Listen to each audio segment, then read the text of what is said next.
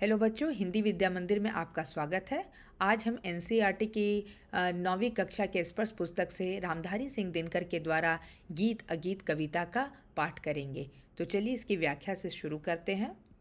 गीत अगीत कौन सुंदर है। उन्होंने कविता का प्रारंभ भी एक सवाल से किया है कि गीत और अगीत कौन सुंदर है। गीत क्या है? गीत जब हम अपने मन के भावों को स्वर देते हैं और उसे मुख के द्वारा व्यक्त करते हैं तो वही गीत कहलाता है। और अगीत जब मन के भावों को हम मन में ही रखते हैं, जब उसे हम स्वर के द्वारा अभिव्यक्त नहीं करते तो वह अगीत है। तो रामधारी जी सिंह दिनकर जी यहाँ पर पूछ रहे हैं कि दोनों में कौन सुंदर है। गाकर और यहीं पर कविता का प्रारंभ जो है, इसे 3 चरणों में उन्होंने अपने कविता को 3 भागों में बांटा है। तो पहला भाग में वे लिख रहे हैं, गाकर गीत विरह के तटनी वेगवती बहती जाती है, दिन हल्का कर लेने को उपलों से कुछ कहती जाती है। गाकर गीत विरह के तटनी, नदी जो है अपने दुख को बोलते हुए वह बह रही है। दिल हल्का कर लेने को उपलों से कुछ कहती जाती, और अपने मन की बात को कहकर अपने हृदय को हल्का करती हुई वह नदी के दोनों किनारों को बोलती हुई आगे बढ़ रही है। तट पर एक गुलाब सोचता, देते स्वर यदि मुझे विधाता, अपने पतझड़ के सपनों का मैं भी जग को गीत सुनाता।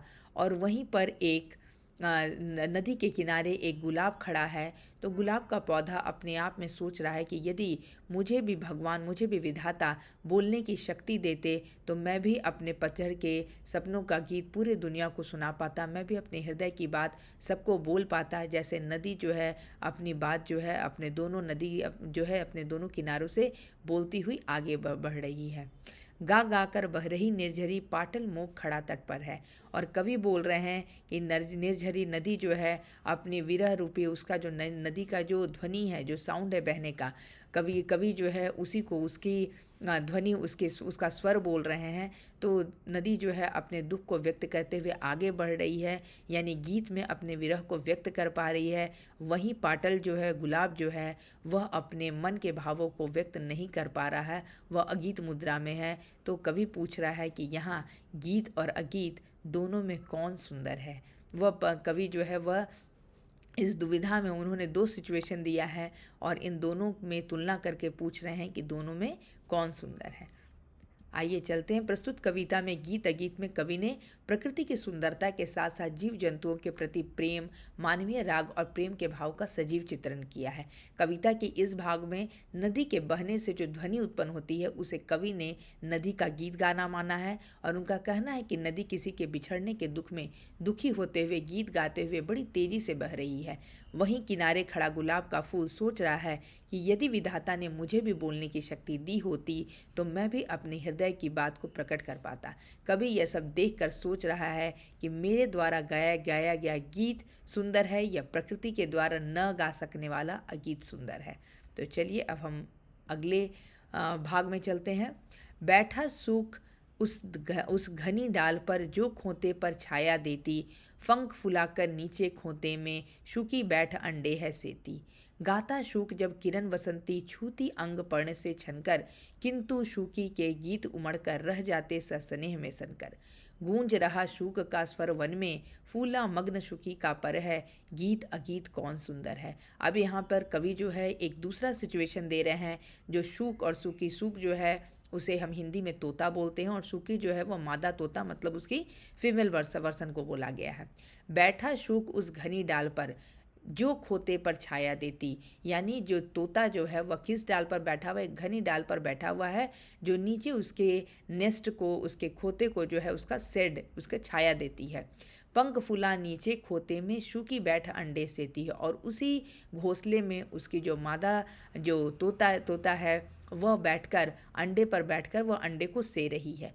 गाता शूक जब किरण वसंती, जब सूर्य की किरण उसके पत्तों से छनकर जब उसके पंखों को छूती है तो शूक जो है वह गीत गाता अपने मन के भाव को व्यक्त करता है किंतु सूकी के गीत उमड़ कर रह जाते सनसनी में सनकर। और सूकी जो है वह भी घोंसले में बैठकर वह भी सूक के साथ अपने ताल में ताल मिलाकर वह भी गाना चाहती है, लेकिन उसकी बात जो उसके हृदय की बात जो है वह मुख तक नहीं आ पाती। गूंज रहा सूख का स्वर वन में, और गूंज जब वह गीत गा रहा है वह तोता, तो पूरे वन में उसकी बोली उसका स्वर जो है वह गूंज रहा है। फुला मगन सूकी का पर है, और जो सूकी जो है वह खुशी से बहुत ही मंत्रमुग्ध हो गई है अपने सूक के गीत को सुनकर।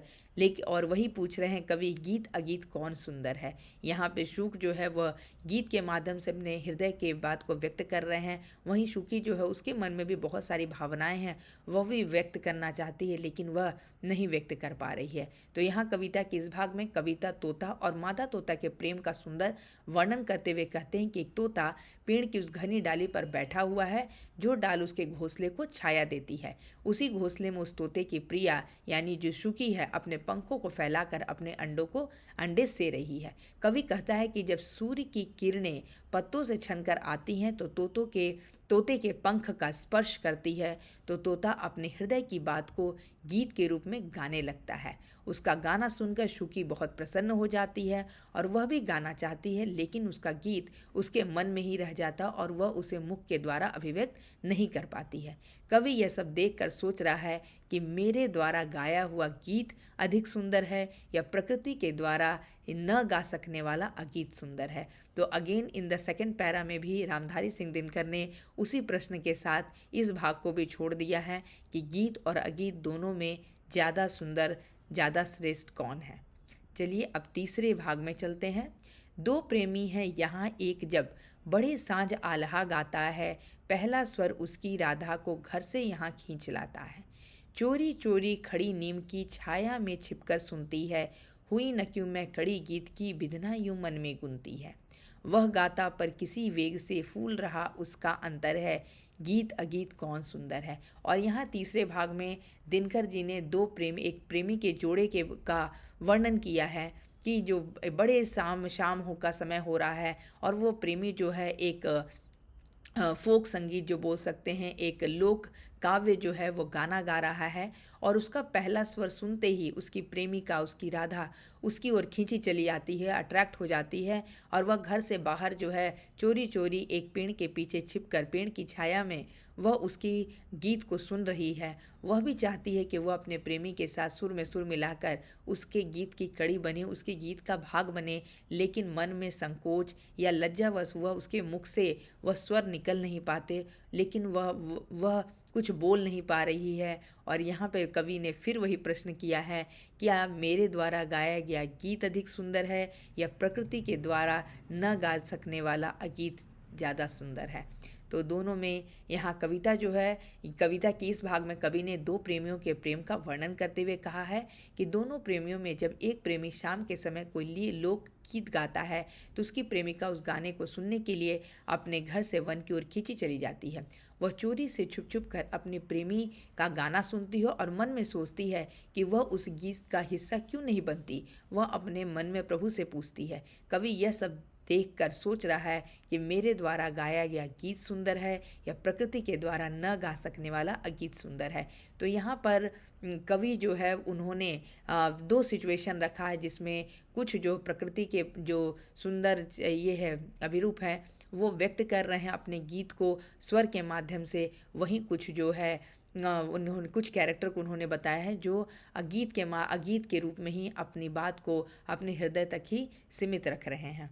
तो आइए देखते हैं इस कविता के माइंड मैप को। रामधारी जी के द्वारा प्रकृति और पशु पक्षियों के बीच में जीवंत संबंध दिखाना, उनके प्रेम को दिखाना। मूक गुलाब शुकी और प्रेमिका अपना प्रेम जो है वह व्यक्त नहीं कर पा रही है ना। विरह व्यक्त करती नदी, शूक और प्रेमी अपने हृदय की बात को गीत की तरह व्यक्त कर रहे हैं। कवि इस दुविधा में है कि गीत और अगीत कौन ज़्यादा सुंदर है। तो यह कविता बहुत छोटी सी है, इसमें बहुत ज़्यादा मतलब एक्सप्लेनेशन का पार्ट नहीं है, केवल 3 भाग ही है, जिसमें उन्होंने पहले भाग में एक नदी की चर्चा की है और उसमें नदी जो है वह जो गीत के रूप में और गुलाब जो है वो अगीत के रूप में है। वहीं दूसरे पहरा में सूक और सूकी के एक जोड़े को दिखाया गया है, जिसमें सूक जो तोता है वो जो गीत के रूप में व्यक्त कर रहा है, और सूकी जो अपने हृदय की बात को व्यक्त नहीं कर पा रही है, जो वो अगीत के रूप में है। उसी तरह तीसरे भाग में उन्होंने प्रेमी और प्रेमिका के प्रेम के संबंध को व्यक्त किया है, जहाँ प्रेमी अपने गीत के द्वारा अपने हृदय की बात को व्यक्त कर पा रहा है, लेकिन प्रेमिका लज्जा और संकोचवश वह चाहकर भी उसके गीत का कड़ी बनना चाहती है, लेकिन वह बन नहीं पा रही है। तो ये हमारी कविता की पूरी व्याख्या है। चलिए अब हम प्रश्नोत्तर की ओर बढ़ते हैं। नदी का किनारों से कुछ कहते हुए बह जाने पर गुलाब क्या सोच रहा है, इससे संबंधित पंक्ति को लिखिए।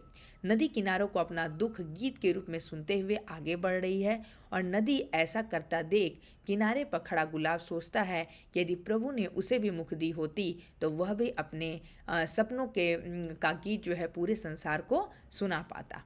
चलिए अब अगले प्रश्न की ओर। जब शूक गाता है तो शूकी के हृदय पर क्या प्रभाव पड़ता है? जब तोता जो है वह गा रहा है तो जो मादा तोता है उसके हृदय पर क्या प्रभाव पड़ता है? जब सूर्य की किरणें पत्तों से छनकर शूक के पंखों को छूता है तो वह प्रसन्न होकर गीत सुनाता है। उसके गीत पूरे जंगल में गूंज रहे हैं। शूकी उसके गीत को सुनकर मंत्रमुग्ध हो जा रही है, बहुत प्रसन्न हो जाती है। उसके मन में भी स्नेह भरे गीत उमड़ने लगते हैं, और लेकिन वह गा नहीं पाती। वह भी शूक के साथ गाना चाहती है, लेकिन वह गा नहीं पाती। तीसरा प्रश्न है, प्रेमी जब गीत गाता है तो प्रेमिका की क्या इच्छा होती है? प्रेमी जब गीत गाता है तो उसके गीत का पहला स्वर सुनकर ही उसकी प्रेमिका, उसकी राधा उसकी ओर खींची चली आती है, और वह वृक्ष की छाया में चोरी चोरी उसके गीत को सुनती है। वह गीत को सुनकर मंत्रमुग्ध हो उठती है। उसकी इच्छा होती है कि वह भी अपने प्रेमी के गीत की कड़ी बने, उसका हिस्सा बने, पर लोक लज्जा से उसके मुख से कुछ भी निकल नहीं पाता। तो ये हमारा तीसरा प्रश्न है। चौथा है, प्रथम छंद में वर्णित प्रकृति चित्रण में का जो है उसे लिखना, प्रकृति का चित्रण। कविता के प्रथम छंद में प्रकृति का सजीव चित्रण किया गया है। कवि ने नदी को विरहनी नायिका के रूप में चित्रित किया है, जो अपना दिल हल्का करने के लिए किनारों से बात करती हुई तेजी से सागर की ओर भागी जा रही है। नदी के किनारे खड़ा गुलाब इसलिए दुखी है क्योंकि विधाता द्वारा स्वर न दिए जाने पर वह अपने सपनों के गीत जो है वह संसार को नहीं सुना पा रहा। तो आपका जो पहला पैरा का जो एक्सप्लेनेशन है that will be the only answer for this question. अब है हमारा प्रकृति के साथ पशु पक्षियों के संबंध की व्याख्या कीजिए। ये क्वेश्चन हमारा इन जनरल वे में है। प्रकृति के साथ पशु पक्षियों का संबंध जो है वह अनोखा है। ये पशु पक्षी ही प्रकृति की सुंदरता में चार चांद लगाते हैं। अगर आप प्रकृति की कल्पना करते हैं तो हम वन्य जीव और जो प्राणी हैं उनके बिना प्रकृति की सुंदरता की कल्पना नहीं कर सकते। वही प्रकृति पशु पक्षियों को आश्रय प्रदान करता है। वृक्ष पर, यहाँ पे गलती से पैर हो गया है, वृक्ष पर बैठे पक्षी गीत गाकर पूरे वातावरण को जीवंत कर देती है। नदियों के मोती भरे जल जब पक्षी अपने चोंच में भरते हैं तो नदी का जल मोती के समान सुंदर दिखाई पड़ता है। हम कह सकते हैं कि दोनों एक दूसरे के पूरक है, दोनों एक दूसरे को कॉम्प्लीमेंट करते हैं। जैसे प्रकृति की सुंदरता पशु पक्षियों के बिना अधूरा है, और पशु पक्षी जो है वह प्रकृति के बिना अधूरे हैं, क्योंकि दोनों का एक दूसरे की ज़रूरत जो है वो पूरा करने के लिए और साथ साथ पूरे वातावरण, पूरे इन्वायरमेंट को सुंदर बनाने के लिए दोनों की ही आवश्यकता है। तो ये हमारा जनरल बेस्ड क्वेश्चन है। मनुष्य को प्रकृति किस रूप में आंदोलित करती है? अपने शब्दों में लिखिए। सभी कुछ गीत अगीत कुछ भी नहीं है। कुछ अगीत होता है तो क्या होता है? और गीत अगीत के केंद्रीय भाव को लिखिए। केंद्रीय भाव इज़ नथिंग, ये केवल आपको उसके जो पूरा हमने कविता पढ़ा उसका समरी जो है वही इसका केंद्रीय भाव होगा। और मनुष्य को प्रकृति किस रूप से आंदोलित करती है, इसे आप अपने शब्दों में लिखने का प्रयास कीजिएगा। अगर आपको इसमें किसी प्रकार की कठिनाई होगी तो मैं आपको ज़रूर मदद करूँगी। तो मैंने कुछ प्रश्नों का उत्तर यहाँ पर दे रखा है, और आपसे चाहती हूँ कि जो नीचे के कुछ एक दो प्रश्न हैं उसका उत्तर आप स्वयं देने का प्रयास करें। इसके बावजूद भी अगर आपको किसी प्रकार की कोई कठिनाई होती है तो मैं आपकी ज़रूर मदद करूँगी। आशा करती हूँ कि आज गीत अगीत पाठ का व्याख्या आप लोगों को बहुत अच्छा लगा हो, और कविता का भाव आप लोगों को समझ आया हो। अगर आपको आज का वीडियो अच्छा लगे तो वीडियो को लाइक कीजिए और हमारे चैनल को सब्सक्राइब कीजिए। आज की कक्षा में जुड़ने के लिए आप सबका बहुत बहुत धन्यवाद। मिलते हैं अगली कक्षा में।